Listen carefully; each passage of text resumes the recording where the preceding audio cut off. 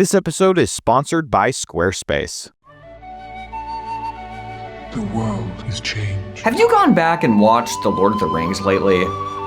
It holds up. In fact, it's better now, nearly 25 years later than it was when it first released. It's almost surreal as you watch it because it's all just so ridiculous. This world of orcs and elves and dwarves, Elijah Wood has really hairy feet and is super emo. There's a lot to make fun of if you really want to go there. But the amazing thing about The Lord of the Rings, the thing that makes it better than every movie that has come out after it, is that the ridiculous things are all played 100% straight. There's no breaking the fourth wall at all, anywhere. You watch the epic adventure play out over the course of 9+ hours and then the story ends. With our modern sensibilities, it's honestly a little jarring to watch. You keep waiting for something to relieve the tension. Won't anyone please just wink at the camera? But God bless Peter Jackson, you don't wink at me. Not one time.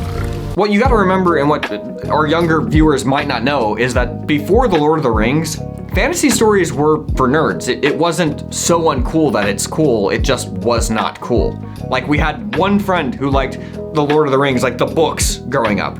And we were homeschooled. That guy is like my biggest hero now. I don't even think that he really realizes that. Even back then, it was a real risk to try and tell this nerdy fantasy story 100% straight with a huge budget. I don't even know why somebody took the risk. They could have easily winked at the camera, let you know that they know this is all just fun, but they didn't. They treated the story like the modern myth that it is. And because they did that, they created the greatest film trilogy of all time. If I could describe the Lord of the Rings trilogy with one word, that word would be sincerity. It fully commits. It takes itself seriously. It has confidence in what it is. Now, that's not to say that it's not funny. The Lord of the Rings is hilarious. Oh, Pippin, he would say something like that. Oh, Gimli, so racist towards the elves. But these are character jokes. They aren't audience jokes. There is a difference, Marvel, okay? The real question is, what are those?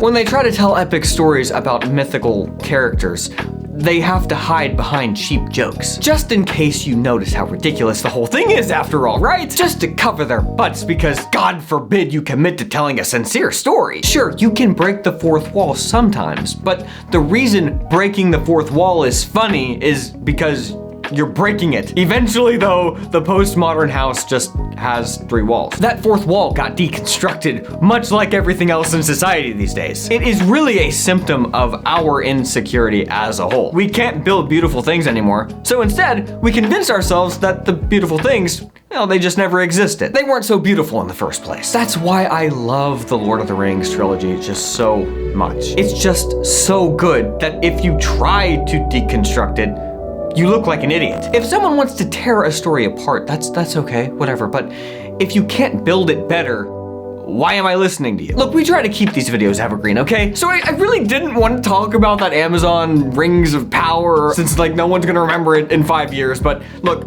it's the perfect example of what I'm talking about. With our hearts even bigger than our feet.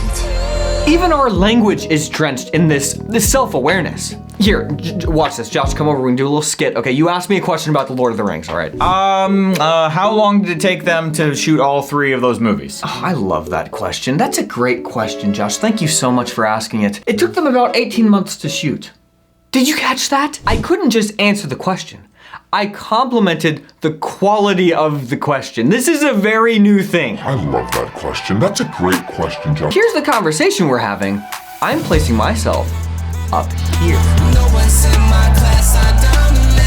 So that I'm not just a participant in the conversation. No, I'm an observer above it all. I'm smart. Smarter than you, actually. I just proved that. Small form of domination that it feels so good. You're down here asking me these stupid surface level questions, and I'll answer them, sure. I'm happy to help you. But I'm also up here just so happy that you asked a good question because I know what a good question is. It's amazing an idiot like you could come up with something so smart to ask a genius. I don't know. I feel like Star Wars is a better trilogy.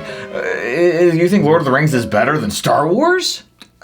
Another great question, Josh. It's a conversation that needs to be had at the very least, okay? It's so important that us and society as a whole have this conversation. Okay, so can we talk about it right now?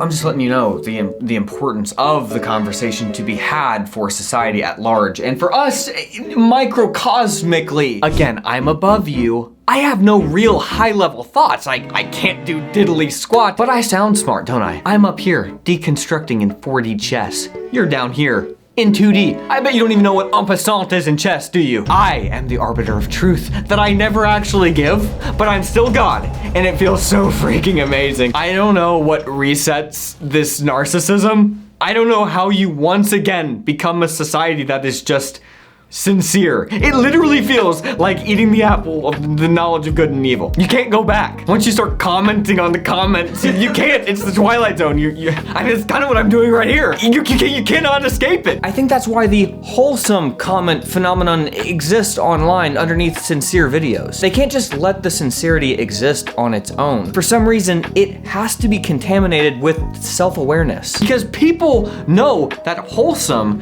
can only be achieved by living in the now and not above. Not thinking about what others will think or how society will react. You just are, like Tolkien was as a homeschooler in his room, writing Elvish, whatever it's called, and coming up with the story of a ring and hobbits with hairy feet and elves. We need wholesome again, and without commenting on its wholesomeness, because then it loses its sincerity. You don't have to deconstruct every facet of life as you're living it. Just have a conversation, an experience, without all of the self-awareness bleeding into every single sentence and every thought. It's exhausting. You can just talk and be and live freely, and even if every syllable that you speak isn't 100% correct, we will forgive you.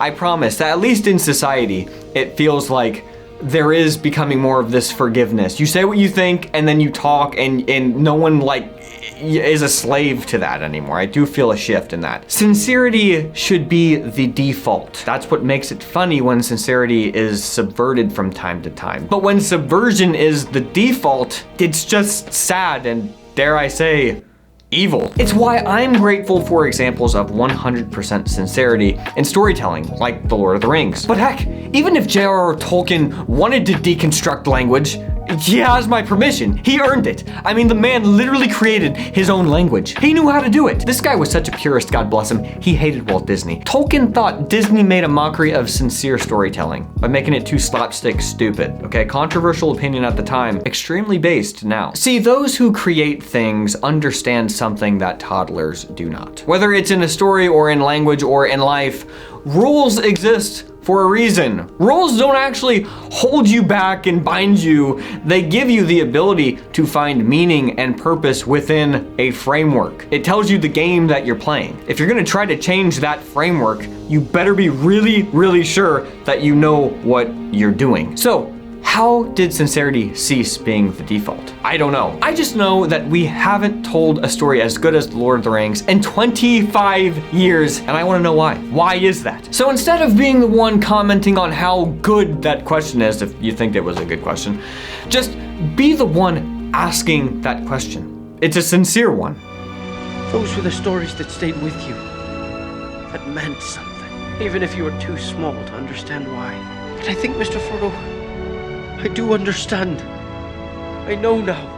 It's the start of a new year, which is the perfect time to start a website. And we have only one recommendation for you. It's Squarespace. Whether it's the Blimey website or the side projects that Josh and I work on, we build our sites with Squarespace and have been using their service since before they were even sponsoring our channel. Maybe you want to sell stuff or display your work or start a blog or a podcast, whatever you want to do, Squarespace can create a site that does one or all of those things. Social media is great for promoting yourself, obviously, but you need a home base to really make it official. In fact, you can connect your social media accounts as embedded feeds on your site. So if you've worried about keeping your site updated and stuff, you don't have to. All your posts will show up on your site and it all looks so great. The website templates are fantastic right out of the box, but if you want to customize them, you can also do that too. And if you need any help, their customer service is super fast and responsive. And now they've even got design intelligence, which is basically AI technology that helps you make the best possible version of the site site you want to build. You can sell content on your site as a one-time fee or under a membership model. Plus, if you run a business, you can easily invoice your clients directly through Squarespace. If you've been thinking about starting a website, I want to encourage you to do just that. Because now, making a website it's so easy and it's fun too. Head over to squarespace.com for a free trial, and then when you're ready to launch, go to our link squarespace.com/Cal, because there you're going to get 10% off your first purchase of a website or domain. That's squarespace.com/Cal.